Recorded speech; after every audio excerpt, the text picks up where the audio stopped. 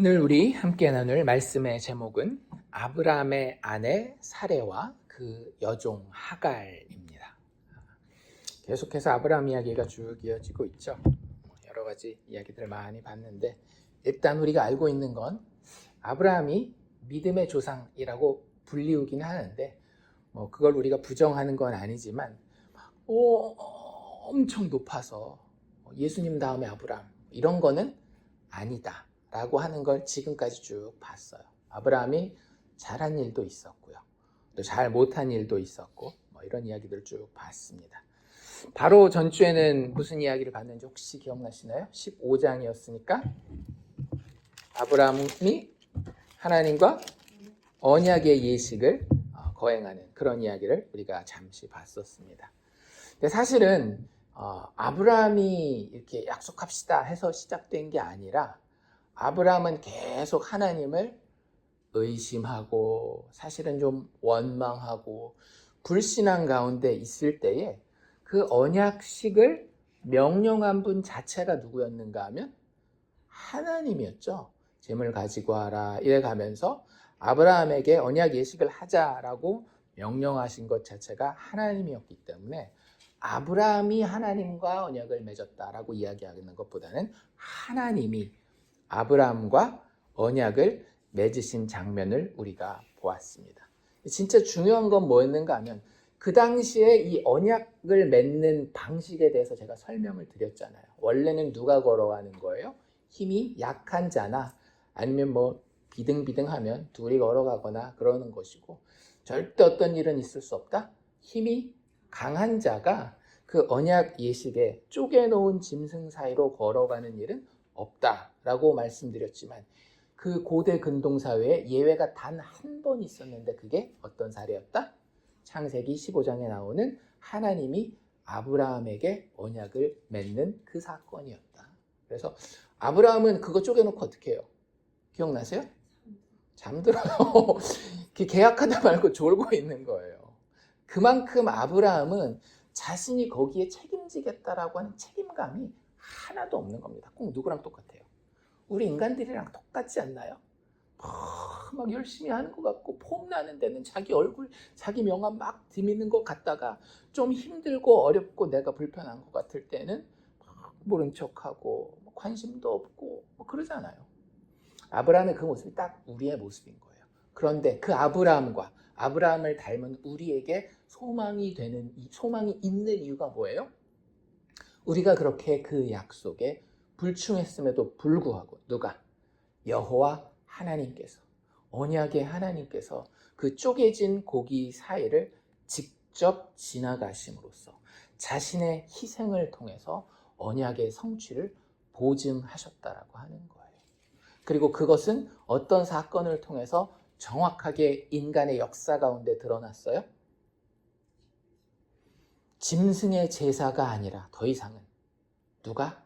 하나님의 아들이신 예수 그리스도께서 자신의 몸을 찢고 피를 흘리심으로 십자가에 죽으심으로 너희의 구원에 대한 나의 약속은 너희의 부족함에도 불구하고 내가 희생하여 다 완성하겠다라고 역사 가운데 이루어졌다라고 말씀드렸습니다. 그래서 사실 창세기 15장은 궁극적으로 예수 그리스도의 십자가의 죽음으로 하나님이 자신의 백성의 복과 상급을 완성하실 것을 보여주는 예표라고 제가 설명을 드렸죠. 그래서 그 이야기가 15장까지 마무리되었고요.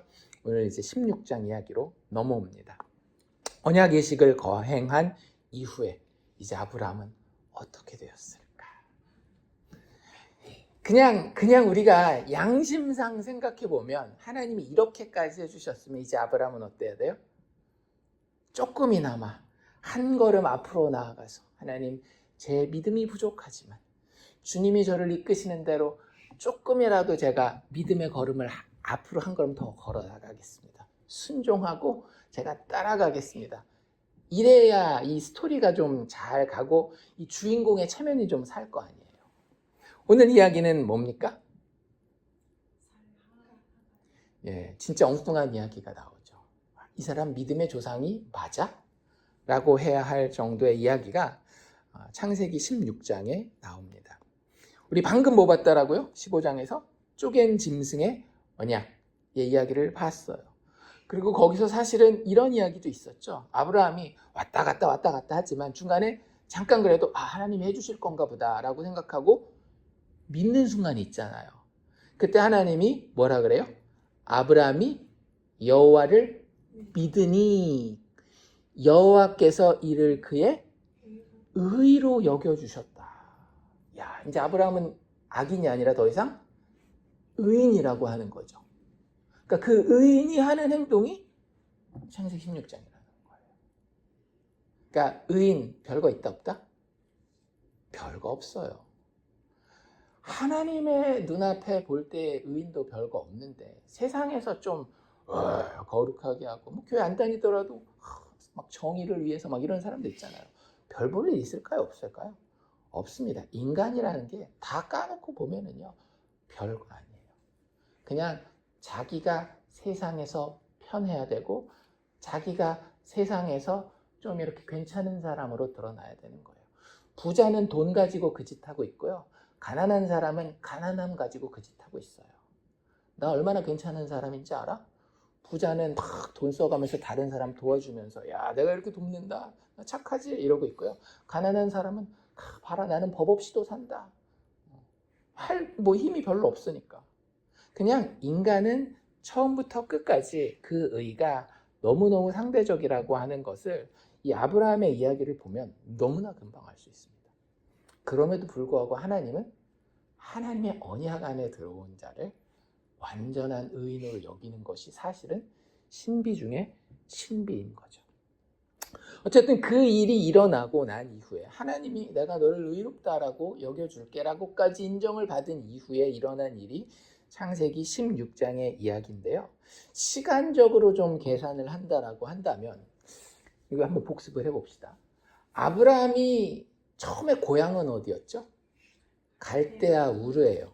그때 하나님을 만나고 하나님이 떠나라라고 얘기를 해서 떠나잖아요. 물론 이제 본인이 주도적으로 떠나진 못하고 그 아버지 데라가 오히려 더 주도적이 되어서 아브라함을 데리고 떠나는 그런 모습을 우리가 봤는데요. 그때 나이가 얼마나 됐을까요? 성경에는 정확하게 안 나와 있는데 대략 60대 후반이나 70대 초중반 정도 되지 않았을까라는 생각을 해요. 왜냐하면 고향을 떠나잖아요. 떠나서 원래는 어딜 갔어야 돼요? 가나안 땅에 갔어야 되는데 바로 갑니까 안 갑니까? 바로 안 가고 중간에 머무르죠. 어디였어요? 하란, 자기 첫 아들, 데라의 첫 아들의 이름이 하란이었잖아요. 그 아들 이름과 똑같은 죽은 아들이었죠. 죽은 아들의 이름과 똑같은 하란이라는 도시에 그냥 눌러 앉아버려요. 근데 거기서 결국엔 데라도 죽고 하나님이 다시 나타나셔서 아브라함과 그 일행이 떠나는데 그때 나이가 나와 있습니다. 성경에. 기억하세요? 75세라고 나와 있어요. 그래서 아브라함이 하란을 떠날 때가 갈대아 우르는 그 전에 떠났으니까 아마 70대 초반이나 60대 후반 정도 됐을 거겠죠. 그 하란을 떠날 때 나이가 75세였다라고 돼 있고요. 그래서 뭐 1년이 됐는지 아니면 뭐 1개월이 됐는지 뭐 2년이 걸렸는지 모르겠지만 그 하란을 떠나서 가나안 땅에 도착을 합니다. 그리고 나서 오늘 우리가 읽은 16장 3절에 보면 뭐라고 이야기를 했는가 하면 아브라함의 아내 사레가 그 여종 애굽 사람 하갈을 데려다가 그 남편 아브라함에게 첩으로 준 때는 그 때가 언제였는지 나와 있어요. 뭐라고 되어 있는가 하면 아브라함이 가나안 땅에 거주한 지 10년 후였더라. 그러니까 최소 아브라함이 이제 몇 살이라는 얘기예요. 그렇죠. 75세가 하란을 떠날 때였으니까 85세나 거기서 한 1, 2년 정도 더 지난 86, 87, 뭐 요 정도 되지 않았을까 생각이 듭니다. 어쨌든 아브라함은 그 10년도 더 전에 누구의 음성을 들은 거예요? 하나님의 음성을 들은 거예요. 그것도 2번이나 들었어요. 갈대아우르에서 한 번 듣고 하란에서 한 번 들었다라고 하는 겁니다. 그런데 하나님의 음성을 듣고 아브라함은 그의 믿음이 든든하게 서 있는 모습인 것 같아요? 그렇지 못한 모습인 것 같아요? 그렇지 못한 모습이에요. 왜요? 하나님이 아브라함에게 약속해서 12장에서 갈대우를 떠날 때 또 하란을 떠날 때 계속해서 이야기했던 것이 무엇인가 하면 너의 후손에 대해서 이야기하셨어요. 하나님이 네가 잘하면 주고 못하면 안 준다 그러셨어요? 그러지 않으셨어요. 하나님의 죄인을 향한 약속은 죄인의 능력이 불가능한 걸 알기 때문에 항상 일방적입니다. 인간의 약속은 쌍방일 수 있는데요. 하나님과 죄인의 약속은 항상 일방이에요. 일방통행이라는 얘기예요. 그래서 네가 잘하면 주고 못하면 안 준다가 아니라 내가 분명히 약속했으니 너에게 씨를 줄 것이다. 그를 통하여서 너의 모든 가문이 복을 받고 심지어는 이방까지도 복을 받게 될 것이다. 그리고 내가 그와 그 자손에게 땅을 허락할 것이다 라고 이야기를 했어요. 한 번이 아니라 하나님이 나타나실 때마다 아브라함에게 이야기를 합니다. 그리고 지난주 우리가 15장 같은 경우는 어떻게까지 해요? 아브라함을 데리고 나와서 뭘 보여주셨어요? 하늘의 별들을 보여주시고 네 자손이 이렇게까지 될 거야. 때는 내가 이야기하지 않겠지만 그게 언젠지는 이야기하지 않겠지만 나는 약속하면 지키는 여호와란 말이야 라고 언약의 이름을 아브라함에게 이야기하면서 계속해서 하나님의 약속의 분명함을 이야기했음에도 불구하고 아브라함은 어떤 거예요? 그 믿음이 계속 흔들리고 10년 정도 지나니까 10년 이상 지났다라 그랬잖아요. 그 믿음이 아주 이제는 바닥을 치고 있는 겁니다.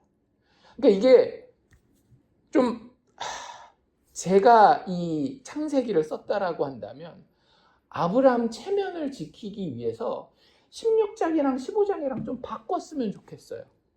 왜요?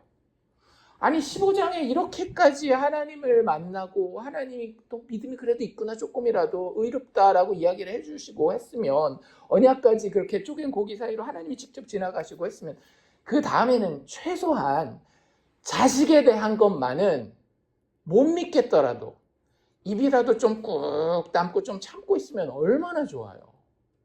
하나님의 15장 언약의 핵심 중에 핵심은 자식이었어요. 나중에 땅 이야기도 하지만 그 씨에 대한 약속이었단 말이에요. 하나님 체면이라도 있지. 그 하나님이 그렇게 하시고 난 이후에 바로 어떻게 하는 거예요? 하나님 못 믿겠다. 하나님이 자식을 주겠다라고 하는 그 말, 하나님 힘 가지고는 안 될 것 같다라고 하는 거예요. 그러니까 누구의 힘으로 해보겠다라는 거예요? 자기 힘으로 해보겠다라는 거예요. 인간의 힘으로 한번 해보겠다라고 하는 겁니다. 근데 그게 박수도 마주쳐야, 손바닥이 마주쳐야 소리가 나는 것처럼 아브라함 혼자서만 밑바닥을 치고 있는 게 아니라 아브라함이 사실 소심한 거 아십니까? 아브라함이 남한테 이 쓴소리 이런 거 잘 못해요. 자기가 뭐 하고 싶은 거 있어도 은근히 막 찔러 넣기는 해도 막 대놓고 말은 못하거든요. 근데 그 옆에 아주 괄괄한 분이 한 분 계셨어요. 누구요? 부인 사레. 그러니까 아브라함도 은근히 걱정돼서 이거 어떡하지? 하나님한테 뭐라 그랬어요? 아브라함은 사람들한테는 자기가 나쁜 사람 될까봐 좋은 척하고 착한 척하고 믿으면 좋은 척해야 되니까 아무 말도 못했지만 하나님한테 아브라함은 뭐라 그랬습니까? 하나님 안 주실 것 같은데요. 차라리 내 종 다메섹 엘리에셀이나 내 후사로 잘 쓸 수 있게 해주세요. 뭐 그러고 말았잖아요. 그리고 사람들 앞에 가서는 잘 믿는 척 이러고 다닌단 말이에요. 얼마나 위선적입니까? 그게 교회 다니는 모든 사람이에요. 저 포함해서. 넥타이 매고 양복 입고 있으니까 막 대단한 사람 같아요. 아니에요. 아브라함보다 못나면 못났지 절대 더 낫지 않습니다. 그냥 모든 인간이 다 똑같아요. 근데 아브라함은 그 예의라도 지켰지만 자기 속에 있는 이야기는 다 해야 되는 분이 한 분 계셨어요. 누구요? 그 아내 사레. 그래가지고 사레가 이렇게 이야기를 합니다. 아브라함이 바닥을 치고 있는데 자기가 보니까 아브라함이 어느 정도인지 모르겠어요. 근데 사레는 이제 더 이상 견딜 수가 없는 거예요. 10년 이상을 기다렸으니. 그러니까 사레는 이런 언약식이라든지 이런 것들도 아마 잘 몰랐을런지도 몰라요. 아브라함은 그나마 하나님이 나타나셔서 만나고 뭐 이랬을지는 모르겠는데 사레는 자기가 그걸 직접 경험한 건 아니잖아요. 기껏해 아브라함 얘기를 해줬거나 아브라함이 또 얘기도 안 했을 수도 있어요. 이게 진짜 나쁜 거예요. 아브라함이 만약 얘기를 안 했다라고 한다면, 아니면 해도 대충 했다라고 한다면. 근데 이게 꼭 남자들의 문제입니다. 누구도 그랬어요? 아담도 그랬어요. 아담은 하나님으로부터 직접 다 들었습니다. 선악과에 대한 이야기며 뭐 짐승을 이름을 지어주는 이런 모든 것에서. 근데 자기는 듣고 은혜를 받았어요. 딴 사람한테는 입 싹 씻거나 얘기해도 뭐 그런 게 있다더라 뭐 이런 정도만. 진짜 나쁜 거예요. 자신에게 생명의 약이 있는데 독으로 죽어가고 있는 사람한테 줄까 말까, 먹는 약인데 옆에 가서 그냥 발라만 주고 있고. 그게 지금 아브라함과 사레 사이에 일어나고 있는 영적인 관계입니다. 그러니까 영적으로 별로 건강하지 못한 가정이에요. 남편과 아내가 하나님으로부터 배운 게 있으면 서로 어떻게 해야 되는 거예요? 나눠야 되는 거예요. 자기 자랑 말고. 자기 자랑하는 거 아닙니다. 야, 내가 이번 주에는 교회에서 뭐 이렇게 봉사를 했어. 나는 이번 주에 헌금 얼마, 그런 거 안 해도 되잖아요. 우리 이제 그 정도는 알잖아요. 그게 아니라 진짜 하나님이 예수 그리스도를 통해서 우리가 이렇게 자격이 없는데 나를 이렇게 사랑해 주셨어. 내가 그거 모르고 이렇게 메마르게 살다가 오늘 아침에 기도하는데 하나님이 내 마음 가운데에 그 십자가의 감격을 알게 하셨어. 그런 이야기 해야 되는 거 아닙니까? 근데 아브라함은 아마 그러지 않았던 것 같아요. 그래서 사레가 자기 속이 더 타죠, 사실은. 아브라함처럼 그런 체험도 더 많지 않았을 그럴 상황이니까. 그래서 1절에 아브라함의 아내 사레는 출산하지 못하였고 그에게 한 여종 애굽 사람 이름이 하갈이라는 사람이 있었다라고 이야기의 배경을 깔아줍니다. 그리고 나서 사레가 아브라함에게 2절에서 이렇게 이야기를 하는 거예요. 사레도 잘 보십시오. 아브라함이랑 똑같습니다. 뭐라 그래요? 여호와께서. 누가? 여호와 하나님이 지금 누구 원망하는 거예요? 하나님 원망하는 거예요. 내 인생의 모든 잘못된 것은 교회 다니는 사람들 다 누구 원망해요? 하나님 원망해요. 그리고 하나님한테 협박합니다. 나 이제 교회 안 다닐래요. 다니지 마요. 그러려면 다니지 마요. 안 다녀도 돼요. 근데 사람의 그 본성이 그래요. 내가 얼마나 죄인이고 내가 얼마나 비겁한 자이고 게으른 자인지는 하나도 생각하지 않고 하나님부터 다른 사람부터 손가락질합니다. 그렇잖아요. 우리 뭐 기독교가 어쩌다 그러면 다 뭐라 그래요? 삿대질을 하면서 그 목사가 그 장로가 한국 교회가 미국 교회가 막 이러고 있지 않잖아요. 이러고 있지 않나요?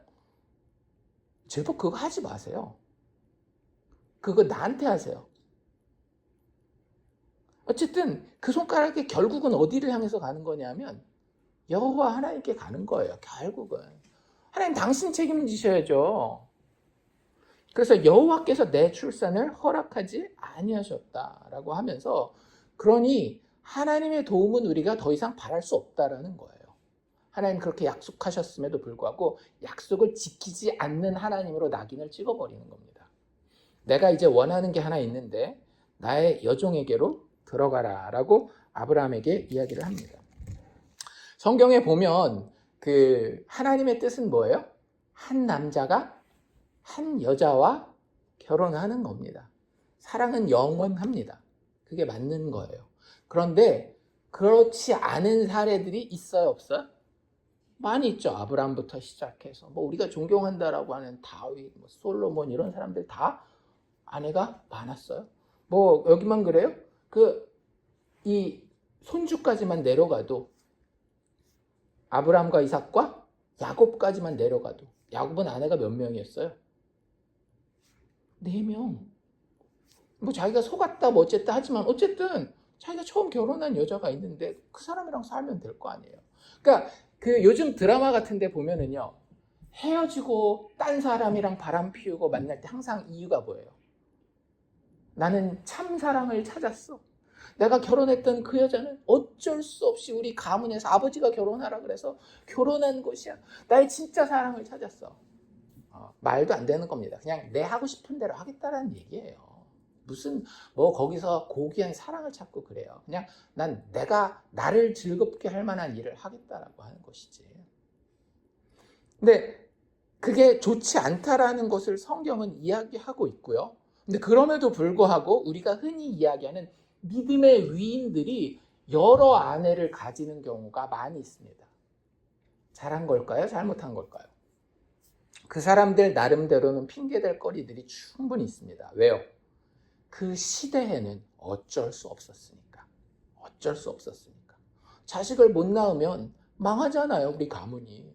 어떻게 해서든지 자식을 낳아야 되고, 나중에 왕들의 이야기로 가면 이 정략 결혼을 하지 않으면 전쟁당해서 죽을 거 아니에요. 나라가 망할 거 아니에요.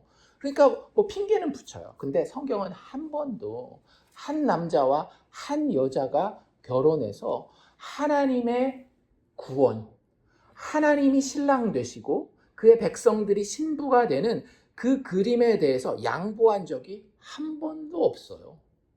이렇게 믿음의 조상들의 이야기가 많이 나오고 그들 가운데 아내를 여럿 가진 사람들이 있었지만 신약 이야기로 다시 돌아가면 집사 장로 이야기할 때 뭐라 그래요? 반드시 교회 리더는 한 아내의 남편이어야 된다라고 이야기를 해요. 그러니까 이게 아브라함도 사레도 다 알고 있는 거예요. 자기네가 그렇게 하고 있고 핑계 다 대고 있고 그 시대 모든 사람들이 다 그러고 있었지만 인간은요 본능적으로 하나님의 의를 알고 있습니다. 하나님의 뜻을 알고 있어요. 그런데 그걸 어길 때는 항상 이유가 있어요. 뭐예요? 나의 유익과 나의 만족이에요. 내가 불안하잖아요. 내가 재미없잖아요. 내가 다른 사람 앞에서 면이 떨어지잖아요. 창피하잖아요. 그래서 하나님이 원치 않는 것을 선택하게 되는 겁니다. 아브라함과 사레가 가고 있는 길이 딱 그 길이에요. 여기도 그래서 첫 단어가 뭐였어요? 원하건대. 사레가 자기가 원한다라는 거예요. 나의 만족과 나의 유익을 위해서 내 여종에게로 들어가라. 내가 혹 그로 말미암아 자녀를 얻을까 하노라. 자녀를 얻는 게 누구라고 이야기를 하고 있어요? 사레가? 자기가 얻는다라는 거예요. 애를 낳는 건 누군데? 하갈일 텐데. 그러니까 누구 만족을 위해서 지금 이걸 한다라는 거예요. 자기 만족을 위해서 한다라는 거예요. 그 말을 들은 아브라함 뭐라고 이야기해야 됩니까? 도덕적인 이런 걸 다 떠나서 아니 방금 16장이니까 15장이 뭐 있었어요? 내가 너의 자손을 하늘의 뭇별만큼 많게 하리라고 하는 하나님의 언약이 있었잖아요. 그 언약에 하나님의 피를 보지 않았습니까? 짐승이라고 하는 예표를 통해서 하나님이 반드시 목숨 걸고 이 약속 내가 지키겠다라고 하는데 지금 아내가 그거 하나님의 방법이 안 되니까 우리 인간적인 방법을 사용하자라고 하는 그 말을 들었을 때 남편은 어떻게 해야 되는 거예요? 좀 혼을 내든지 아니면 어르고 타이르든지 그래서 하나님의 뜻이 이거다라는 이야기는 최소한 나중에 결론이 어떻게 돼 여자가 하도 박박거려가지고 뭐 어쩔 수 없다 뭐 거기까지 갈런지는 모르겠지만 그래도 일단은 하나님의 뜻이 이건지를 이야기해야 되는데 그런 거 하나도 없이 이렇게 딱 이야기하자마자 아브라함이 사레의 말을 들으니라 이렇게 돼 있어요. 그래서 아브라함의 아내 사레가 그 여종 애굽 사람 하갈을 데려다가 그 남편 아내에게 첩으로 줍니다. 그리고 아브라함이 하갈과 동침하고 하갈이 임신하게 돼요. 결국 목적한 바를 이루어요? 못 이루어요? 이루어요. 85세 뭐 짧게 보면 85세 조금 더 들었어도 한 86, 7세 정도 됐을 그 나이에 아브라함은 결국 여종 하갈을 통해서 아들을 얻고 그 아들의 이름을 이스마엘이라고 이야기를 합니다. 그래서 16장 맨 끝에 보면 그때 아브라함 나이가 정확하게 86세다라고 이야기를 하고 있어요. 잔치를 벌였을래나요? 그랬을 것 같아요. 그리고 그들은 드디어 우리에게 자손이 생겼다라고 기뻐했을 겁니다. 뭘 기뻐한 거예요? 그들이 만약에 잔치를 했다라고 한다면 우리의 노력이 성공하였다. 그 잔치를 하는 거 아니겠어요? 이런 의미에서 아브라함과 사레는요. 창세기 15장에 언약이 있었음에도 불구하고 여전히 자기 스스로에게서는 하나님 앞에 내어놓을 의가 하나도 없는 사람들이라고 하는 거예요. 그러니까 제발 사람을 신뢰하지 맙시다. 우리의 유일한 소망은 어디밖에 없어요? 십자가의 예수밖에 없어요. 다른 데는 아무 소망이 없는 거예요. 그래서 재밌는 건 뭐냐 하면 창세기 우리가 16장을 집에 가서 쭉 한번 읽어보시면 하나님이 아브라함이나 사레한테 말씀하신 게 하나도 없어요. 그래서 마치 아브라함과 사레가 특별히 큰 잘못을 안 한 게 아닌가라는 생각할런지 그런 느낌이 들런지 모르겠는데 그렇지는 않은 것 같은 게 이제 아브라함과 사레 그리고 하갈에 대한 이야기가 한 번 더 나오는데 그게 어디 나오는가 하면 21장에 나오거든요. 그 21장에 가면 하나님이 아브라함에게 다시 한번 약속을 확인해 줍니다. 내가 너한테 이삭에게서 그 후손이 나게 할 거야 라고 하면서 확인을 시켜주면서 동시에 영적인 각성, 즉 책망을 하시는 모습을 볼 수 있어요. 16장도 마찬가지라고 하는 거죠. 하나님의 약속을 믿지 아니한 아브라함과 사라를 하나님은 책망하시기를 원하시는 거예요. 이삭에게서 나는 자라야, 즉 너와 사라에게서 나는 자라야 내 씨라 부를 것이다 라고 하나님께서는 이 창세기 16장의 이야기를 통해서 아브라함을 사실은 책망하고 계시는 겁니다. 근데 이 이야기를 조금만 더 자세히 살펴봅시다. 첩을 얻었어요. 그리고 임신을 해서 애를 낳았어요. 나중에는 이제 이삭도 낳는 이야기가 뒤에 나오긴 하는데 그 사이에 이제 어떤 일이 있었는가 하면 하갈이 임신을 합니다. 그때 하갈이 취했던 행동이 뭡니까? 예, 여기 보면 4절에 그가 자기의 임신함을 알고 그의 여주인을 멸시했다라고 이야기를 합니다. 사례가 그냥 당하고 가만히 있을 위인인가요? 아니죠. 사례는 어떻게 해요? 아브라함한테 일러 바친 정도가 아니라 허락을 득하고 어떻게 해요? 학대해요. 6절에 보면 사례가 하갈을 학대하였더니 어느 정도까지 학대했을까요? 하갈이 사례 앞에서 도망가지 않으면 견딜 수 없을 정도로 학대를 한 겁니다. 여러 가지 추측을 해볼 수 있어요. 정신적인 학대일 수도 있고, 이게 힘들잖아요.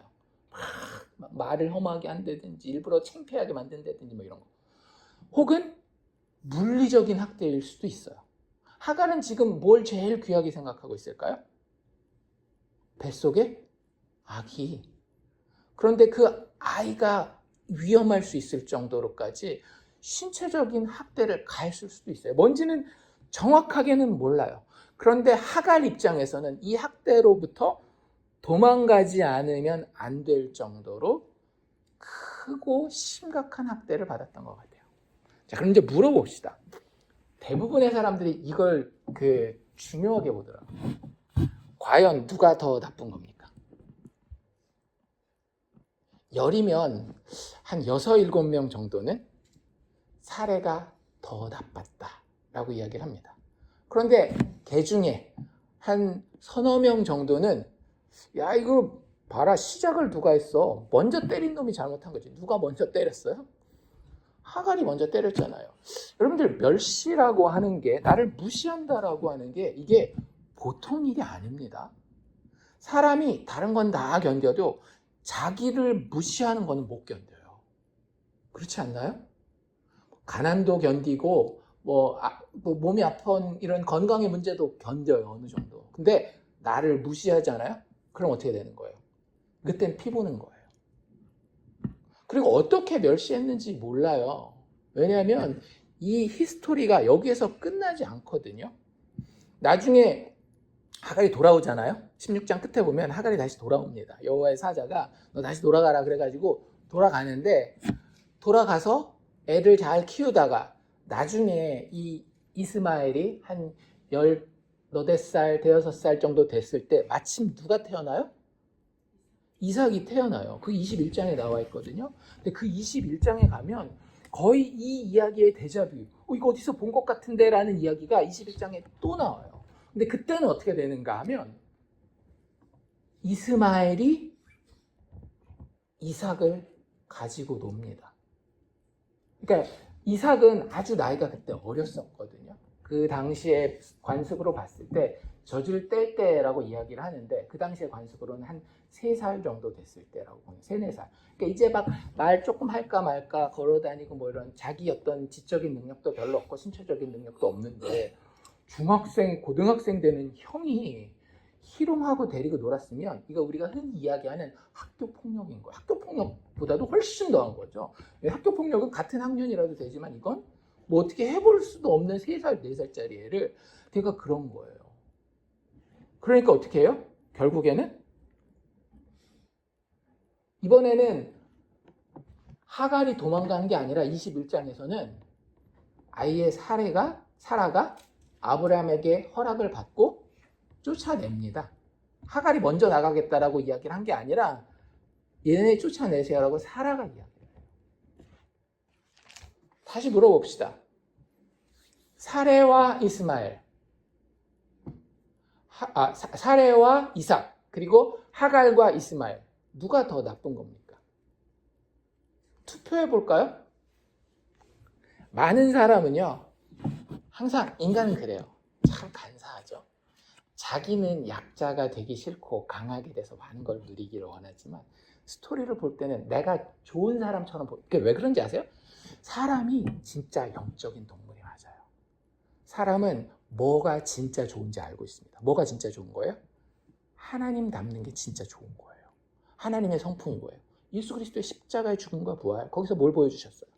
약한 자들, 능력 없는 자들을 위해서 대신 그들 편이 되어 희생을 치르는 거. 그래서 인간은 본능적으로 강자와 약자가 있으면 누구 편을 듭니까? 약자 편을 둬요. 운동 같은 거 저도 운동 좋아하지만 제가 뭐 특별히 어떤 팀을 좋아하는 게 아니라 그냥 잘 모르는 제3의 팀이 우리나라가 아니라 다른 나라 둘이서 하면 어느 팀을 응원하는가 하면 좀 더 약한 팀이 이게 업셋을 일으켜서 역전을 해서 이겼으면 이런 생각을 기본적으로 다 해요. 그래서 이 이야기를 보면 결국에 그 세상적으로 봤을 때 누가 이겼어요? 사라가 이겼잖아요. 하갈이 졌단 말이에요. 그래서 많은 사람은 누구 편을 드는가 하면 하갈 편을 듭니다. 하갈이 선하지. 그래서 제가 그런 설교도 들어봤어요. 이 창세기 16장, 17장 이야기를 통해서 우리가 어떻게 이 하갈같이 불쌍한 사람들에게 사라처럼 그 흉포한 짓을 하지 않을까에 대한 그런 교훈을 설교로 들은 적도 있어요. 이게 전혀 그런 얘기 하는 거 아닌데. 둘 다 선빵 치고 나중에 얻어먹고 도망가고 뭐 그런 이야기예요. 다시 한번 말하지만 더 선한 인간, 더 의로운 인간이라고 하는 것은 별로 중요하지 않습니다. 물론 인간의 기준에서 세상 법에 따라서 살인 강도를 한 사람보다는 그런 거 짓지 않고 살아간 사람이 조금 더 나을런지는 모르겠지만 제가 아까 계속 말씀드리잖아요. 나한테 정말로 충분한 힘이 주어지고 나를 감시하는 눈이 없고 그 사람이 나한테 뭔가 내 이익에 배반하는 그런 일을 하고 있는 사람이라고 한다면 사람은 누구나 살인을 할 수 있어요. 그걸 모르고 있다면 기독교인 하면 안 됩니다. 기독교인은 나나 저 연쇄살인마나 똑같은 죄성을 지니고 있다는 걸 알아야 십자가가 아름답게 들어와요. 그런데 이 이야기를 보고 누구는 더 낫고 누구는 더 안 낫고 아니에요. 더 선하고 더 의로운 인간이라고 하는 것을 우리가 인간적인 수준에서 상대적으로 저 사람보다 더 나은 의인, 저 사람보다 더 선한 사람이라고 보는 것은 절대적으로 율법주의적인 관점입니다. 그렇지 않아요. 성경은 하나님 앞에 선함을 논할 때에, 의로움을 논할 때에 인간의 상대적 기준을 쳐주지를 않아요. 예수님도 뭐라 그래요? 선한 선생님이라고 누군가 예수님한테 막 칭찬을 하려고 그러니까 왜 나를 선하다라고 이야기를 하느냐? 하나님 외에는 선한 분이 있다 없다?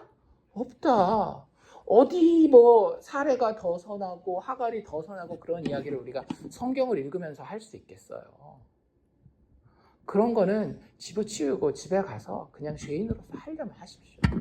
성경을 읽고 예수 그리스도 복음에 대해서 논할 때에 이 사람이 더 낫고 이 사람이 더 못하고 그런 거는 하는 게 아니에요.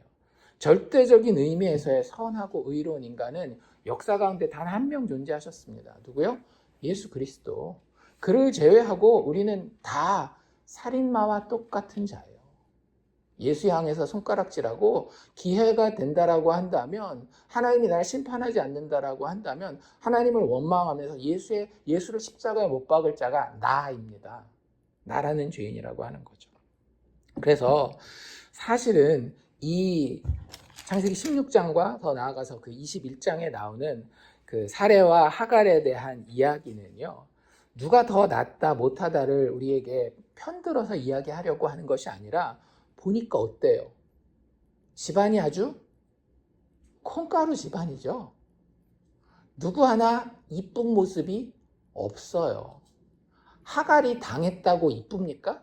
그렇지 않잖아요. 하갈이 진짜 16장에서 제대로 회개했다라고 한다면 21장에 자기 아들 이스마엘을 그렇게 교육했을까요?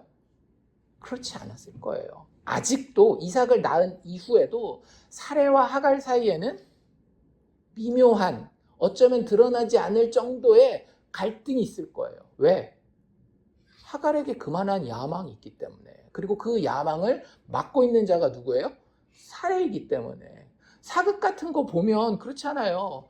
그 장남이 있고 차남이 있으면 차남이 왕이 되기 위해서 그 장남을 갖다가 얼마나 까내려요. 지금 하갈이 하고 있는 일이 그런 일이에요. 하갈이 더 나쁘다라는 이야기를 하는 게 아니라 사레가 사람을 학대하고 쫓아낼 만큼 하갈도 만약에 그 위치에 있었으면 더하면 더했지 덜할 사람은 아니라고 하는 거예요. 오히려 여기서 우리가 사레와 하갈의 그 처신하는 모습을 봤을 때 깨달아야 되는 건 뭐냐 하면, 해 아래서 상대적인 의인과 상대적인 악인은 별 차이가 없다라고 하는 거죠. 하나님 앞에서 볼 때는 다 도토리 키재기예요. 도찐 개찐이라는 얘기예요. 별 차이가 없어요. 그래서 솔로몬 전도서 저자는 전도서 9장 2절에서 이렇게 이야기를 합니다. 모든 사람에게 임하는 그 모든 것이 일반이라. 이게 무슨 얘기냐면 한 사람도 예외가 없이 나중에는 다 죽는다는 얘기예요. 근데 그 이야기를 하면서 뭐라고 이야기를 하는가 하면, 의인과 악인, 선한 자와 의인과 악인, 선한 자와 깨끗한 자와 깨끗하지 아니한 자, 제사를 드리는 자와 제사를 드리지 아니하는 자에게 일어나는 일이 모두 일반이다라고 얘기해요. 선인과 죄인, 맹세하는 자와 맹세하기를 무서워하는 자가 다 일반이로다. 결국 다 어떻게 된다라는 거예요? 죽는다라고 하는 거예요. 죽음이 어떤 이름표인지 아십니까? 너 의인 아니야 라고 하는 이름표예요. 어디에 나와 있어요? 로마서 6장 23절. 죄의 싹은 사망이요.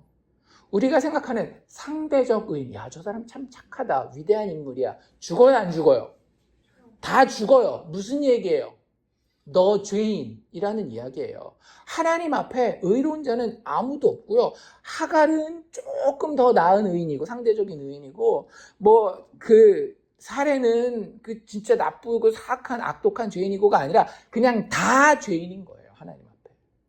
그래서 그 이름표가 하나님 앞에는 딱 죄인 달고, 그 결말은 뭐예요? 하나님의 심판의 결과 사망이라고 하는 거죠. 그 증거가 너무 분명하지 않습니까? 가정생활이 평탄했겠어요? 힘들었겠어요? 힘들지 않았겠어요? 아브라함도 맨날 어때요? 여기는 좀 덜 나왔지만 나중에 21장에 사라가 내쫓아라 그랬을 때 아브라함이 어떻게 하는지 아십니까? 어떻게 해야 될지를 몰라요. 근심을 합니다. 언제까지? 진짜 아브라함이 참 비겁한 남자라니까요. 자기가 결정을 못하고 하나님이 어떻게 해라 알려줄 때까지 끙끙 앓고 있어요. 야, 사라가 하라는 대로 쫓아내. 근데 내가 이스마엘도 돌볼 거야. 그래서 내보내는 거예요. 뭐 아브라함이 내가 드디어 이제 깨닫고 하나님께서 약속하시니까 이삭인지 알았으니까 이스마엘은 좀 모질더라도 그런 거 아니에요. 진짜 힘들지 않았겠어요, 남편으로서? 그 안에 둘은 어땠겠어요? 하나는 본처, 하나는 후처, 첩. 나중에 이삭 낳기 전에 어땠겠습니까? 난리도 아니었겠죠. 사라는 맨날 뭘로 살아요? 자격지심으로 살아요. 하갈은 항상 뭐로 살아요? 시기와 질투와 어떻게 하면 저걸 끌어내릴까 이런 걸로 살지 않았겠어요? 이삭을 낳은 이후에는 어땠겠어요? 사례가 이제는 막 진짜 기고만장하지 않았겠어요? 하갈은 어땠겠어요? 야, 이거 어떡하지? 위기와 절박감과 막 불안한 마음에 좌불안석 아니었겠냐라고요. 죄인들이 만들어낸 세상은요, 그런 거예요. 우리가 인생을 살아가다가 힘들고 어렵고 더럽고 수치스러운 일을 겪으십니까? 그럼 이렇게 생각하시면 돼요. 아, 내가 죄인이구나. 그리고 그 죄가 가득 차면 이렇게 되는 거구나. 내 소망은 죄 없는 그 나라. 예수의 피로 그 죄의 문제를 싹 다 해결한 하나님의 나라밖에 소망이 없구나. 저 천국 없으면 나 어떻게 하나. 그렇게 살아야지. 이 땅에서 누가 잘못하면 그 사람 손가락질하고 저까지 잘못하면 저 사람 손짓. 하나님이 그걸 나에게 보여주시는 이유가 뭘까요? 아니, 딴 나라들이 저기에서 전쟁하고 있는 게 나랑 무슨 상관이 있어요? 뭐 물가 오른다라고요? 나라 돈 받아서 생각하는 사람들은 상관없잖아요. 그거 보여주시는 이유는요, 저게 죄로 가득 찬 세상의 결과다. 다툼과 갈등이라고 하는 것은요, 믿음의 부재 가운데에 죄로 인해 망가진 죄인들의 삶의 모습이에요. 그냥 우리는 그걸 깨달으면 돼요. 그래서 그 죄의 문제를 어떻게 해결할까를 가지고 하나님 앞에 엎드리도록 나아가게 해야 되는 거예요. 이 모습은 살해 나쁜 놈, 하갈 나쁜 놈 이럴 것이 아니라 그냥 하나님이 나한테 뭔가 있기 때문에 이걸 보여주시는구나. 내가 이렇게 시기 질투하는 놈이구나. 내가 이렇게 하나님 신뢰하지 못하고 늘 두려워서 다른 사람 바지끄댕이 붙잡는 놈이구나. 이거 보여주기 위해서 하갈의 이야기, 사레의 이야기, 그리고 아브라함의 이야기가 기록되어 있다라고 하는 거죠. 무슨 영웅의 이야기, 아니면 우리가 재판해가지고 이놈이 더 낫고 이놈이 더 나쁜 놈이고 그래서 나는 하갈 편, 나는 사레 편, 그거 하라는 거 아니라고요. 그래서 그런 모습들을 우리가 기억하면 좋을 것 같아요. 그래서 그런 정도로 이 창세기 16장은 아까 우리가 봤던 그 스토리 라인과 또 21장에 이어지는 그런 내용을 보면 좋을 것 같고요. 그렇다면 여기서 한번 물어봅시다. 사실 우리가 아브라함 이야기를 하는 이유는 그냥 재밌는 이야기를 보려고 하는 게 아니라고 말씀드렸어요. 아브라함 이야기를 살펴보는 이유가 뭐라 그랬습니까? 누구를 만나기 위해서? 예수님 만나기 위해서. 예수님 만나셨나요, 여기서? 이 참 만나기 쉽지 않아요. 그냥 인간사에서 그냥 복잡한 가정사가 이렇게 이루어지나 보다 뭐 이런 정도만 생각이 들지. 근데 사도 바울이 성령의 감동함을 받고 이 이야기에서 예수를 만납니다. 어떻게 제가 할까요? 제가 사도 바울을 지난밤 꿈에 만나고 와서 사도 바울이 이거 어떻게 봐야 될까요? 물어보고 왔을까요? 아니에요. 사도 바울이 성경에 다 써놨어요. 되시면 손가락을 16장에다 이렇게 해놓고요. 신약성경 갈라디아서 안 보셔도 상관은 없는데 궁금하신 분은 갈라디아서 4장으로 넘어가면 4장 21절에 이 하갈과 사라에 대한 이야기가 나옵니다. 갈라디아서 4장은 아주 분명합니다. 창세기 16장에 나오는 그리고 21장에까지 이어지는 이 하갈과 사라의 이야기에 대해서 이건 복음에 대한 이야기다. 안 찾으셔도 돼요. 뭐 찾으실 수 있으면 찾으셔도 되지만 안 찾으셔도 상관없습니다. 복음에 대한 이야기다라고 이야기를 해요. 뭐라고 이야기를 하고 있는가 하면 갈라디아서 4장 24절인데요. 이것은 비유니, 뭐가 비유래요? 하갈과 사레의 이야기가 비유라는 거예요. 우리는 그냥 이거 재밌는 이야기 스토리인 줄만 알았는데 이게 영적인 진리를 설명하기 위한 비유라고 하는 거예요. 비유는 그것 자체의 의미로 끝나는 거예요? 그게 가리키는 진짜 의미가 있는 겁니까? 그걸 가리키는 진짜 의미가 있는 거예요. 그만 찾으세요. 집중력이 떨어집니다. 안 찾으셔도 되니까 우리 창세기만 그냥 보고 계셔도 돼요.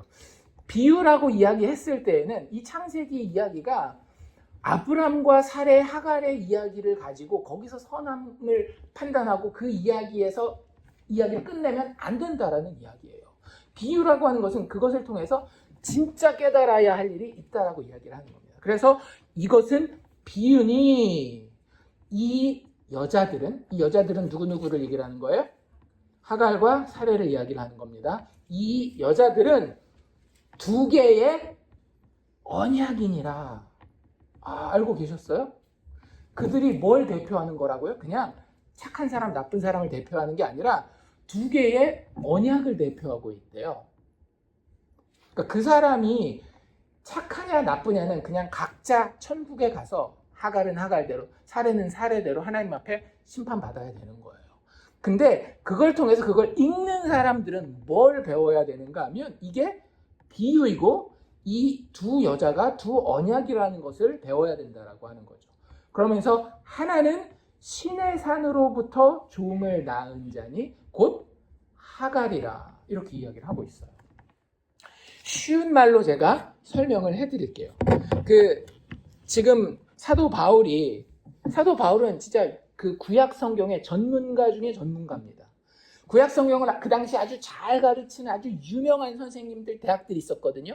그 가장 유명한 사람 중에 하나가 가말리엘이라고 하는데 그 가말리엘 문화에서 구약 성경을 배웠었던 사람이 사도 바울이에요. 그런데 그가 못 깨닫고 있다가 부활하신 예수를 다메섹 가는 도상에 만나고 나서 그때부터 구약을 보는 눈이 열린 거예요. 어떻게요?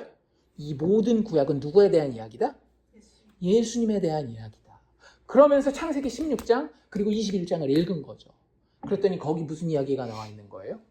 예수 그리스도 복음의 이야기가 나와 있는데 그 예수 그리스도 복음에 정반대에 서 있는 것도 나와 있다라고 하는 거예요. 뭐? 여기 방금 읽었잖아요. 두 언약인데 육체를 따라 난 신의 산으로부터 종을 낳은 자 하갈이라고 하면서 율법을 이야기한다. 신의 산이 어디예요? 모세가 십계명을 받은 곳이 신의 산 아닙니까? 그래서 하갈을 통해서 이스마엘을 낳았다라고 하는 것은 뭘 이야기를 하는 거냐면 구약의 여러 표현들로 쓴다라고 한다면 신의 산, 그리고 그 뒤에는 또 뭐라고 나오는가 하면 예루살렘이 왜 예루살렘이 여기 들어가겠어요? 그 당시에 율법을 실행하는 성전이 어디에 있어요? 예루살렘에 있으니까. 그러니까 율법을 다 이야기하는, 시내산도 율법을 이야기하는 거고 예루살렘도 율법을 이야기하는 거고, 그리고 그 율법을 다른 말로 바꾸면 뭐냐면 육체라는 표현을 씁니다. 육체. 그래서 그때의 육체를 따라 난 자가 이스마엘이다라고 사도 바울은 갈라디아서 4장에서 이야기를 하고 있어요. 그리고 그 육체를 따라 난 자, 즉 율법을 따라 난 자, 율법이 뭔지 아세요? 결국은 아브라함이 하갈을 통해서 한 짓이에요. 내 힘으로 나의 의를, 내 힘으로 내 인생을 의미 있게 만들고자 하는 게 육체의 일이요 율법이라고 하는 거예요. 그리고 그거 어디까지 들고 가요? 하나님의 심판 때까지 들고 가잖아요. 하나님, 내가 주일 예배 이렇게 안 빼먹었습니다. 하나님, 내가 이렇게 신령하게 기도했습니다. 하나님, 내가 이렇게 11조가 아니라 12조씩 했습니다. 뭔지 아시겠죠? 도덕적으로 이렇게 깨끗하게, 다른 사람들 세상 욕심내고 살 동안 나는 세상 욕심 하나도 없이 잘 살았습니다. 그걸 율법이라고 부른다라고요. 그걸 육체라고 부른다라고요.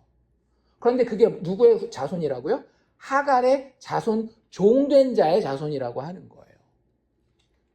율법 아래에 있는 삶의 태도를 구약 성경에서 하갈과 이스마엘이라고 하는 예를 통해서 하나님이 보여주셨구나라고 하는 것을 누가 깨달은 거예요? 사도 바울이 깨달은 거예요.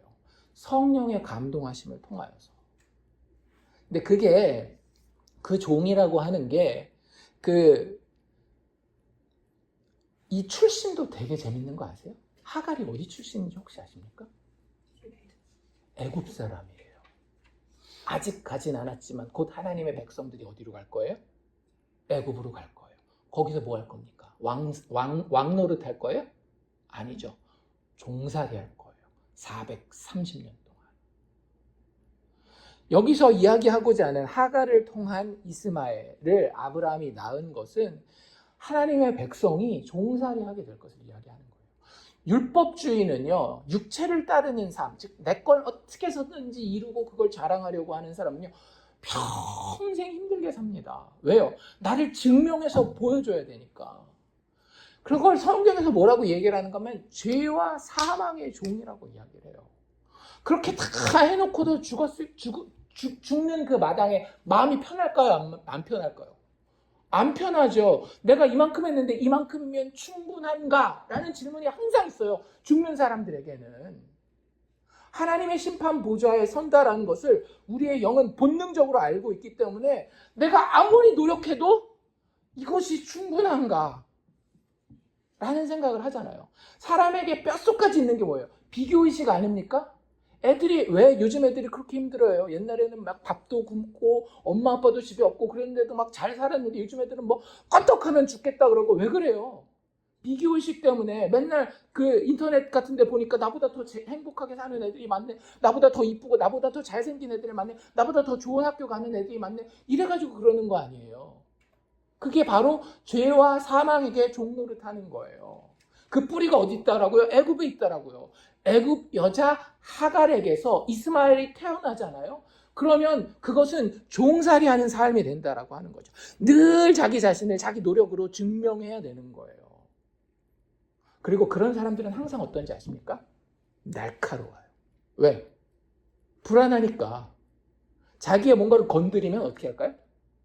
항상 반격하고 공격하고 씨를 말리려고 합니다. 특히 약속의 자녀들을 만나면 그 약속의 자녀들을 박해하게 돼 있어요. 아까 그 얘기 들었죠. 21장에 가면 이스마엘이 한 중고등학생 정도 됐는데 한 3, 4살 된 이삭을 희롱했다라고 그러잖아요. 세상이 예수 믿는 사람들이 그렇게 희롱합니다. 우리가 예수 믿고 세상에 우리 자존심 다 내려놓고 나는 정말 아무것도 잘한 것 없고 오직 그리스도만 바라봅니다 라고 하면 세상은 그걸 감당할 수가 없어요. 야, 너 그렇게 하는 거 인간의 노력을 완전히 다 무시하는 건데 내 노력을 무시하는 거야? 이게 율법주의자들의 반응이라고 하는 겁니다. 그런데요, 그 율법이 주도하는 삶의 결말은 뭔지 아세요? 우리가 봤잖아요. 이 비유에서 어떻게 돼요? 맨날 싸우고 다투고 자기뿐만 아니라 주변에 있는 모든 이들의 삶이 망가지고 파괴된다고 하는 거예요. 제발 율법주의로 사시지 마세요. 내가 말이야 이런 거 하지 마세요. 어떤 분들은 내가 안 되면 누가 말이야 나의 우리 아빠가 말이야 이런 거 자랑해요. 하지 마시라고요. 정말로 예수 믿는다라고 한다면 예수 그리스도의 십자가의 죽음 말고는 자랑할 것이 없는 게 맞는 거예요. 그게 비유에서의 한 축이라고 하는 거예요. 이게 비유기 때문에 하갈과 이스마엘이 나쁘다라는 얘기가 아닙니다. 그냥 하갈과 이스마엘은 하나님 앞에서 본인들이 하나님의 공평하심과 자비로우심 안에서 심판받는 건 다른 이야기예요. 그거 말고 이게 우리가 읽을 때에 하갈 나쁜 놈, 살해 나쁜 놈 이런 거 하기 전에 이 이야기가 영적으로 우리에게 주고자 하는 의미를 배우라고 하는 거예요. 그런 의미에서 사라를 통한 이삭은 뭘 상징하느냐? 예루살렘은 예루살렘인데 그냥 이 땅에 있는 육체의 성전이 있는 그 예루살렘이 아니라 사도 바울이 뭐라고 얘기를 했는가 하면 이 이삭, 이 사라의 이야기는 위에 있는 예루살렘을 가리키는 것이다 라고 이야기를 해요. 그리고 그 모든 것은 율법에 의해서 이루어지는 것이 아니라 뭐에 의해서 이루어졌대요? 약속에 의해서 이루어졌다라고 이야기를 합니다. 율법과 약속이 어떤 차이가 있어요? 율법은 누가 이루어야 되는 거예요? 내가 이루어야 되는 거예요. 약속은 누가 이루어야 되는 거예요? 약속하신 분이. 우리 약속 받잖아요. 창세기 15장에서. 그 약속의 주도자가 누구였어요? 하나님, 예수님이잖아요. 내가 아니라. 그래서 사라를 통한 이삭이 태어났다라고 하는 것은 그 모든 과정에서 율법, 나의 노력이 중요시 되는 것이 아니라 약속, 하나님의 성취가, 하나님의 신실하심이 증거가 되고 그게 중요하다라고 하는 겁니다. 그래서 이스마엘에 대해서 이야기할 때는 육체로 난 자라고 이야기를 하는데요. 이삭에 대해서 사도 바울은 뭐라고 이야기를 하는가 하면 성령으로 낳은 자라고 이야기를 합니다. 그 약속을 아무나 믿을 수 있는 거예요, 없는 거예요? 아무나 믿을 수 없어요. 내가 진짜 친한 사람들한테 가서 천국 가야 됩니다. 예수님이 나를 위해서 죽으시고 다시 살아나셨습니다. 그것 말고는 인간에게는 소망이 없습니다. 얘기를 하면 믿을까요, 안 믿을까요? 절대 안 믿습니다. 그걸 누군가가 진심으로, 그러니까 친구니까 믿어줘야지 이런 거 말고 진심으로 그 뼛속에서부터 와, 내가 진짜 죄인 많네, 내가 쓰레기네, 내가 죽어도 싸네, 이런 생각을 하면서, 그런데 예수가 나를 위해서 죽으셨단 말이야, 그리고 다시 살아나셨단 말이야, 야, 이거 믿어야 되겠어 라고 하는 것은 인간에게 불가능한 일이라고요. 그게 그 예수 그리스도의 죽음과 부활을 통한 하나님의 우리 스스로에게 큰 상급이 되시고 하나님이 우리의 축복이 되신다라고 하는 것이 믿어지는 것 자체는 누구의 역사만으로 가능한 거예요? 성령의 역사만으로 가능한 거예요.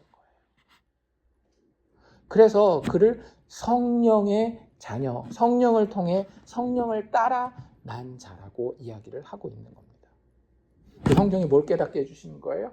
하나님의 약속. 어떤 약속? 예수 그리스도의 죽음과 부활. 그 창세기 15장에 미리 예표되어 있는 하나님이신 그분이 직접 책임을 지고 언약이 망가지지 않게끔 피 흘려 죽으시는 그 은혜에 들어가는 것이 사라를 통해 이삭을 얻게 되는 것이라고 사도 바울은 이야기합니다. 그렇기 때문에 하갈에게서 난 이스마엘은 종이라고 이야기를 하지만 사라를 통해서 태어난 이삭은 자유자라고 이야기합니다.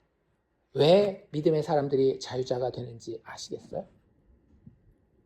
우리는 더 이상 내가 이루어야 되지 않아도 돼요. 누가 이루실 것이기 때문에? 하나님이 이루실 것이기 때문에. 아무리 내가 보고 있는 상황이 막막해도 하나님의 선하신 약속은 축복하시기 좋아하고 우리에게 그 자신이 지극히 큰 상급이 되기 원하시는 그분은 반드시 그 약속을 이루신다, 안 이루신다? 이루신다. 심지어는 내 믿음이 약하고 흔들려도 하나님 약속 이루셔요, 안 이루셔요? 이루셔요.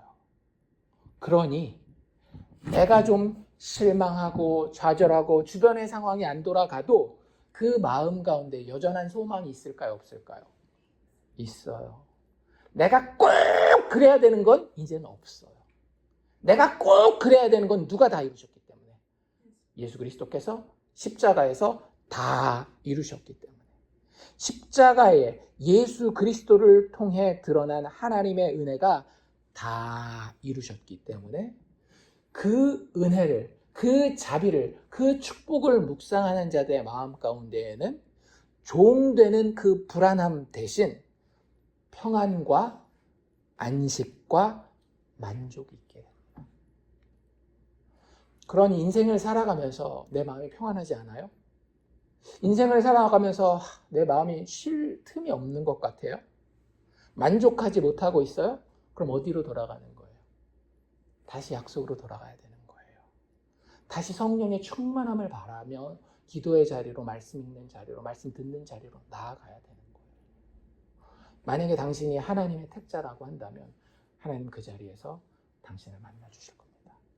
우리의 구원자, 죽으시고 다시 사신 예수께서 그 당시 제자들에게 나타나셨던 것처럼, 그리고 사도 바울에게 나타났던 것처럼 오늘도 나타나서 우리에게 당신의 못 박힌 손과 창에 찔린 옆구리를 보여주면서 내가 피 흘려 그 약속을 이루고야 말겠다라고 이야기하실 겁니다.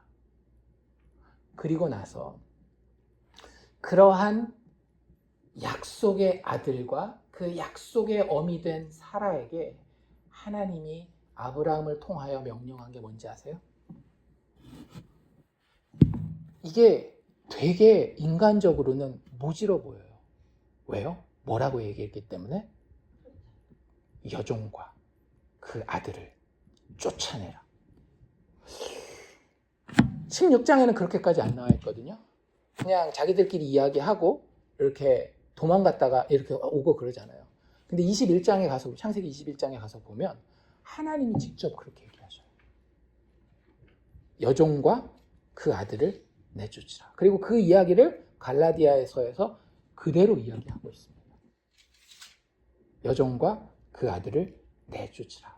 성경이 그렇게 이야기하고 있지 않느냐라고 사도 바울이 갈라디아 교인들에게 반문하고 있는 거예요. 여종의 아들이 자유 있는 여자의 아들과 더불어 유업을 얻지 못하리라. 이거 무슨 얘기예요? 예수 믿는 사람은 예수 믿지 않는 사람들을 배척해라, 뭐 이런 얘기인가요?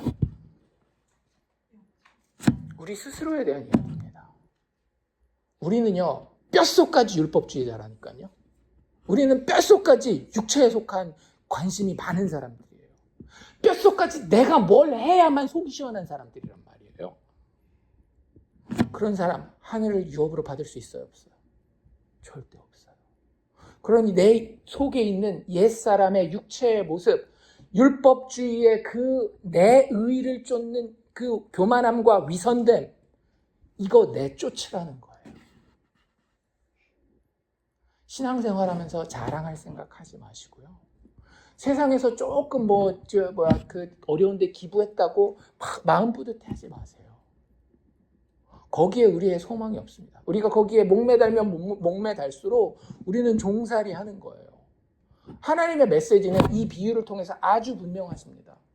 하갈도 내가 만든 자이고, 이스마엘도 내가 만든 자이고, 사레도 내가 만든 자이고, 이삭도 내가 만든 자이고, 아브람도 내가 만든 자이고, 그들에 대해서는 내가 알아서 공평하게 나의 자비와 의와 정의를 가지고 심판할 테니 너희들은 그들 심판하는 심판자의 자리에서 내려와. 이것이 어떤 영적인 비유인지 좀 보고 배워라. 내 앞에는 두 가지 종류의 사람입니다. 하나는 나의 백성들, 자유자들과 하나는 스스로의 길을 가겠다라고 하는 종의, 사망의 종된 자들이 있다.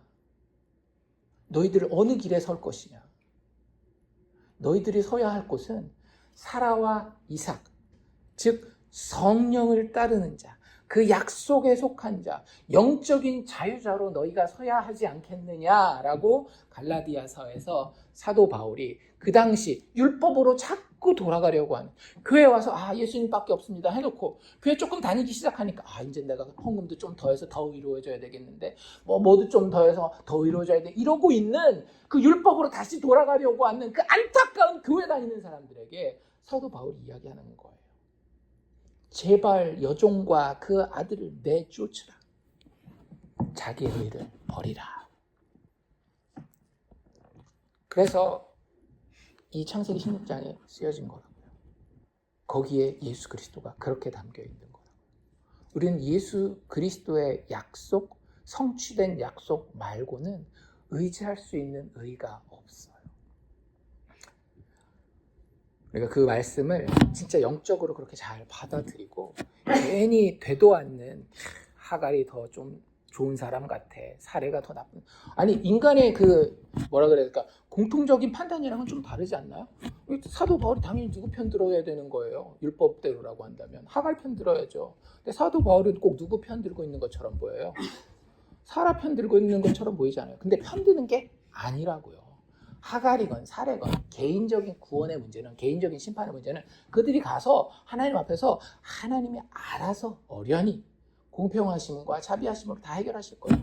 그들의 이야기를 읽는 우리는 이것을 통해서 율법이 아닌 예수 그리스도의 십자가의 의만이 죄인의 유일한 소망이라고 하는 것을 깨닫는다라고 하는 거죠.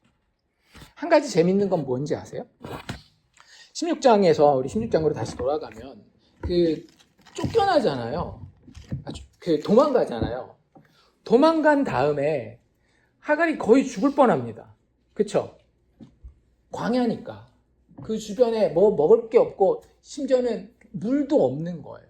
그때 어떻게 되는지 혹시 아십니까?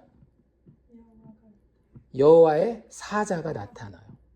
하나님의 천사가 나타나는 거죠. 그래서 하갈을 살려줘요. 그리고 축복까지, 그 아들의 축복까지도 약속해 주십니다. 근데 재밌는 건 뭐냐면 그냥 이렇게 얘기할 수도 있지 않나요? 야, 이쪽 길로 나를 따라와.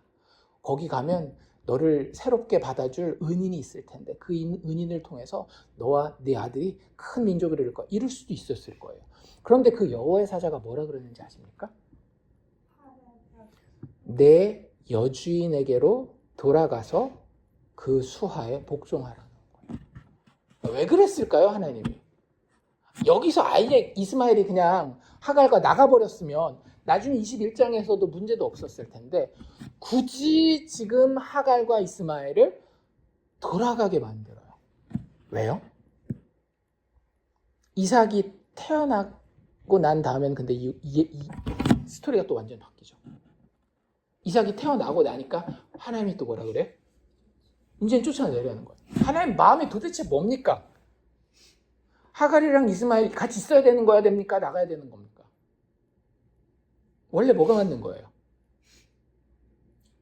원래 뭐가 맞는 건 없어요. 그냥 하나님이 맞으시는 거예요. 근데 뭐 때문에 이런 차이가 발생하느냐? 약속의 성취에 따라서, 그 시점에 따라서 이게 달라지는 거예요. 누가 오기 전까지는, 약속된 씨가 오기 전까지는 누가 그 집에 있어야 되는 거예요? 이스마엘이, 하갈이 그 집에 있어야 되는 거예요. 즉 율법이 그 집에 있어야 되는 겁니다. 왜요? 율법이 있어야 죄를 깨닫기 때문에. 아, 내가 하나님 의지하지 않고 내 노력대로 했더니 우리 집안이 이렇게 힘들구나 지금. 그거 계속 보여준 거예요. 하나님이. 아브라함 너 힘들지? 왜 힘든지 알아? 네 뜻대로 첩을 취했잖아. 그래서 너랑 하갈이랑 사라 사이가 이렇게 힘든 거야. 그 율법 네가 다 지킬 수 있어? 없지. 네 노력대로 한다라고, 네 힘껏 한다라고 했는데 그게 오히려 너에게 이런 어려움들을 가져다 주잖아. 그리고 나서 마침내 뭐가 와요? 약속된 씨 이삭이 온단 말이에요.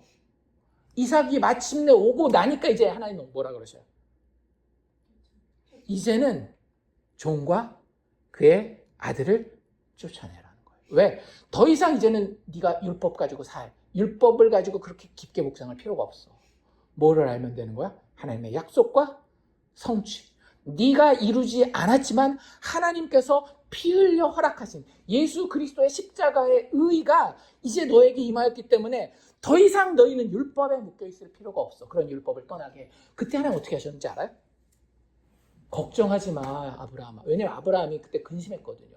사라가 막 쫓아내라고 하니까 어떻게 해야 될지 모르겠을 때 걱정하지 말고 쫓아내. 그러면서 뭐라고 얘기를 하시는가 하면 내가 하갈과 이스마엘을 축복할 거야. 그들도 큰 민족을 이루게 할 거다. 걱정하지 마. 그러니까 각 개인에 대한 심판과 처치는 하나님이 알아서 우리보다 훨씬 더 잘하신다니까요. 그것을 읽는, 이 시대에 읽는 우리에게는 뭐가 중요한가 하면 거기에 담겨있는 예수 그리스도의 영적인 의미가 훨씬 더 중요한데 그 영적인 의미가 뭐예요? 하나님의 복음이, 예수 그리스도의 십자가의 그 감격이 나에게 정말 깨달아졌어요. 이것만이 나의 유일한 소망이고 내가 더 이상은 나의 의의를 의지하면 안 되겠다라는 그 믿음의 확신이 왔어요. 그럼 어떻게 해야 되는 거예요? 율법주의는 100% 쫓아내야 되는 거예요. 자랑질하지 맙시다, 제발. 예수 그리스도의 죽음과 부활 이후에는 세상은 더 이상 착한 사람과 나쁜 사람, 악한 사람으로 나뉘는 게 아니래요. 어떻게 나뉜대요? 교만한 사람과 겸손한 사람으로 나뉜다라고요. 교만한 사람은 어떤 사람이에요? 내가 의를 성취하겠다라고 하는 육체로 난 자들이에요. 겸손한 자들은 어떤 사람들이에요? 제가 참 겸손합니다. 이런 사람들이 겸손한 사람들이 아니라 하나님 내가 하는 거 아무것도 아닙니다. 오직 예수 그리스도의 십자가의 죽음과 부활만이, 그 은혜만이 나의 유일한 소망이요, 나의 유일한 자랑거리입니다. 내가 십자가와 그의 죽음 외에는 아무것도 알지도 자랑하지도 않기를 원합니다. 이게 누구의 고백이에요? 사도 바울의 고백 아닙니까? 당신들의 고백입니까? 나의 고백입니까? 하나님, 우리가 그 자리에 서게 하기를 위해서 이 아브라함과 사레와 하갈의 이야기를 구약성경 창세기에서 우리에게 던져주고 있다라고 하는 거죠. 그래서 로마서 3장 20절에 이렇게 이야기를 하고 있어요. 그러므로 율법의 행위로 그의 앞에 의롭다 하심을 얻을 육체가 없나니 율법으로는 죄를 깨달음이니라. 의로워질 수 없어요. 율법은 그냥 깨닫는 거예요. 열심히 하려고 하십시오. 그리고 뭘 열심히 했는지 저에게 얘기해 주세요. 그럼 제가 거기서 뭘 덜 했는지, 뭘 못 했는지 한 겹씩 계속 얹어드릴게요. 죽을 때까지 할 수 있습니다. 저 그거. 예를 들어서 40일 금식하고 와서 저한테 자랑하십시오. 그럼 제가 뭐라 그럴까요? 40일 동안 물 드셨습니까? 안 드셨습니까? 물 드시지 마셔야죠. 얼마든지 얹어줄 수 있어요. 거기서 순결 각오를 하셔야 되는 거 아닙니까? 자기 육신의 생명이 귀하다고 거기서 물 쪽쪽쪽 먹고 그랬습니까? 얼마든지 율법은 그 위에 겹겹겹겹겹 더 쌓일 수 있어요. 절대 우리는 자유해 줄 수 없습니다. 율법 따라갈 때. 그냥 하나님이 다 이루신 것을 겸손하게 십자가 바라보면서 마음으로 믿음으로 받아들일 때에 그 죄 깨달음이 우리를 구원자에게로 이끄시는 거예요. 율법으로는 죄를 깨닫고 죄를 깨달은 자는 반드시 거기서 깨집니다. 자기의 자아가 깨져요. 절대 교만할 수 없고 내가 왕년에는 말이야 이런 말 할 수 없어요. 거기서 깨지고 나서는 결국은 예수 그리스도의 십자가의 은혜를 붙들게 됩니다. 물어봅시다. 나의 만족은 어디에 뿌리를 두고 있습니까? 내가 노력해서 뭔가 잘한 것에 나의 만족의 뿌리가 있습니까? 내가 그래도 자식 새끼 이 정도는 키워놨어. 여기에 내 인생의 만족의 뿌리가 있으니까 그래도 내가 이 정도는 도덕적으로 다른 사람 보기에 비교적 깨끗하게 살았어. 거기에 나의 만족의 뿌리가 있습니까? 아니면 쪼갠 짐승 사이로 지나가신 언약의 하나님, 즉 예수 그리스도 십자가에서 나를 위해 피 흘려 죽으신 그분의 하나님을 기억하는 것이 나에게 만족을 가져다 줍니까? 여러분들이 스스로를 그리스도인이라고 칭하신다라고 한다면 여러분들의 만족은 십자가의 그리스도, 그 주님을 아는 것에서 여러분의 만족이 있어야 할 줄로 믿습니다. 더 이상 우리는 개가 그 토한 것으로 돌아가는 것처럼 옛 율법주의로 돌아가지 않아요. 나의 의를 자랑하는 것으로 돌아가서는 안 돼요. 그래서 갈라디아서 5장 1절에 사도 바울이 이렇게 얘기합니다. 그리스도께서 우리를 자유롭게 하려고 자유를 주셨으니 그러므로 굳건하게 서서 다시는 종의 멍에를 매지 말라. 하나님의 은혜의 약속을 성령 안에서 쫓아가는 그곳에 우리들의 영원한 생명과 자유가 있음을 알고 그 모든 것을 이루신 그리스도 예수의 공로만 의지하면서 믿음으로 살아가는 우리가 되기를 주의 이름으로 축원합니다.